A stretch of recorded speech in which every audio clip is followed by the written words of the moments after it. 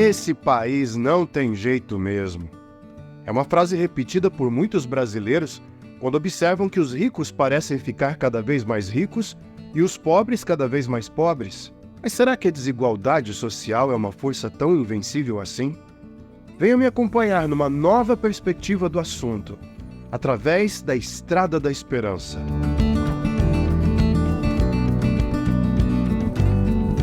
O que é que você sente quando eu digo para você que, segundo o relatório da Oxfam, 63% das riquezas do nosso país estão nas mãos de 1% da população brasileira? Ou que os 50% mais pobres detêm apenas 2% das riquezas do nosso país? E se eu te dissesse que 215 mil pessoas se encontram sem teto nesse momento, não têm onde morar? E mais do que isso, 12% da população brasileira vive em favelas. Agora, talvez o dado mais chocante: cerca de 21% da população assumiram no último ano que passaram fome ao longo do ano. Olha, eu vou te dizer o que eu sinto. Vergonha, porque eu não passei fome ano passado. Eu pude pagar as minhas contas. Eu não me senti explorado, oprimido, pressionado ou roubado ano passado. Então, quando eu ouço esse tipo de dado, esse tipo de realidade, eu me sinto envergonhado. Não é culpa por ter o que tenho. Eu trabalhei, eu acho que você também, e aquilo que você tem, se tudo ocorreu bem, foi mérito do seu esforço, da sua conquista. Mas nós somos um país, uma nação que gera uma riqueza extraordinária. E alguma coisa acontece que essa riqueza não chega nas mãos e nem para o benefício de toda a população brasileira. Intencionalmente, no meio do processo, o dinheiro não vai parar nas mãos de quem trabalha. Muitos daqueles que se esforçam, que se empenham, passam por grandes dificuldades, ou aqueles que desejam se esforçar saem na largada da vida, do mundo do trabalho, para se sustentar lá de trás. É uma corrida injusta. Eu acho que você concorda comigo. Aqui eu não estou falando de ideologia, eu não estou falando de posicionamento político. Aqui eu estou dizendo uma máxima verdadeira. Se alguém que nasce numa comunidade carente, que não tem acesso a aulas de inglês, não tem acesso à rede de esgoto, não tem acesso à saúde pública de qualidade, come mal, dorme mal, obviamente não está partindo com as mesmas condições para a vida, para a batalha da vida. O nosso país é um dos países do mundo com maior desigualdade social. E isso deveria produzir indignação na gente. Por várias e várias vezes, nós já tivemos campanhas e mais campanhas políticas dizendo que vão resolver isso. Mas eu acho que, como eu, você já parou de acreditar nesse tipo de discurso. Talvez a nossa esperança dependa de alguém que nivele essa situação da melhor maneira. E aparentemente nós não conseguimos fazer isso como nação, juntos. Olha, existe um Deus que muitos dos brasileiros entendem que está ausente do mundo. Não está observando para a situação de desigualdade do nosso país, que tem mais o que fazer lá em cima das nuvens, no trono dele, que está de olhos fechados para a situação do país.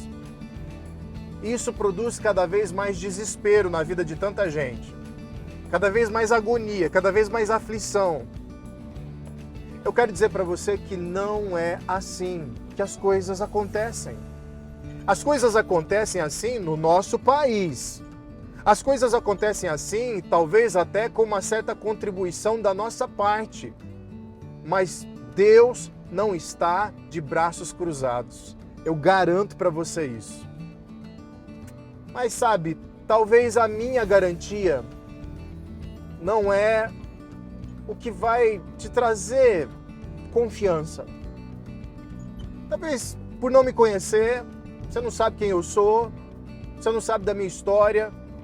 Podem ser só palavras de mais uma pessoa querendo te jogar para cima, mas baseado em falsas esperanças. Então, por isso, eu queria que você me acompanhasse num cafezinho para nós conversarmos um pouco sobre por que você não deveria se entregar ao desespero, se entregar à tristeza e o abatimento definitivos, de por que você deveria reagir e realmente crer que desigualdade social não é algo que vai permanecer para sempre na vida das pessoas. Vamos lá?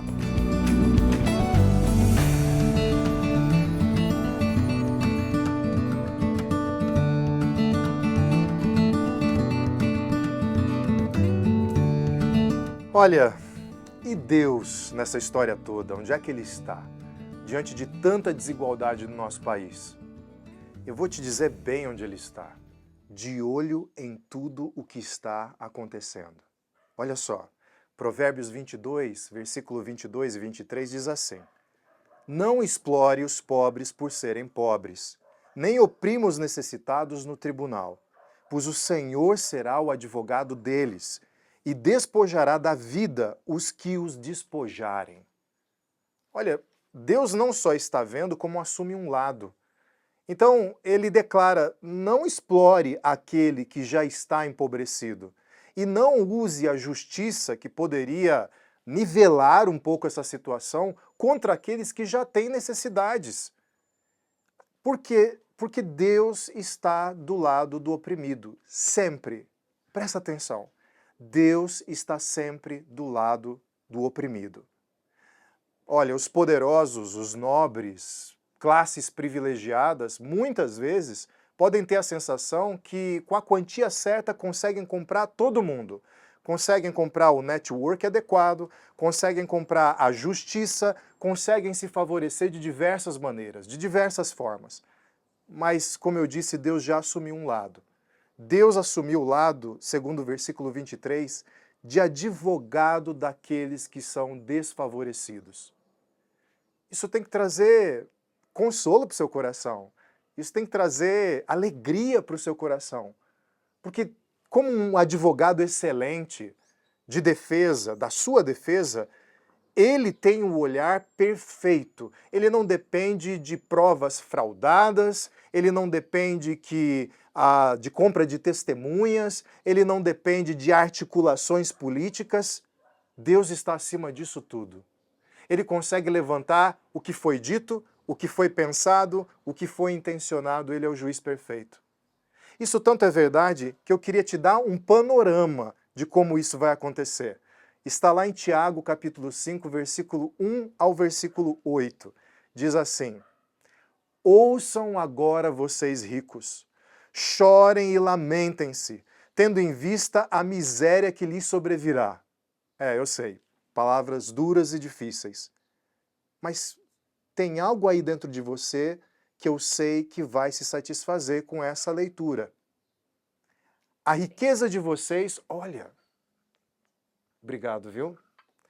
A riqueza de vocês apodreceu e as traças corroeram as suas roupas. O ouro e a prata de vocês enferrujaram e a ferrugem deles testemunhará contra vocês e como fogo lhes devorará a carne. Vocês acumularam bens nesses últimos dias. Vejam o salário dos trabalhadores que ceifaram seus campos e que por vocês foi retido com fraude. Está clamando contra vocês. O lamento dos ceifeiros chegou aos ouvidos do Senhor dos Exércitos. Vocês vivem luxuosamente na terra, desfrutando prazeres e fartaram-se de comida em dia de abate. Vocês têm condenado e matado o justo, sem que ele ofereça nenhuma resistência. Portanto, irmãos, sejam pacientes até a vinda do Senhor. Vejam como o agricultor aguarda que a terra produza a preciosa colheita e como espera com paciência até virem as chuvas do outono e da primavera. Sejam também pacientes e fortaleçam o coração, pois a vinda do Senhor está próxima.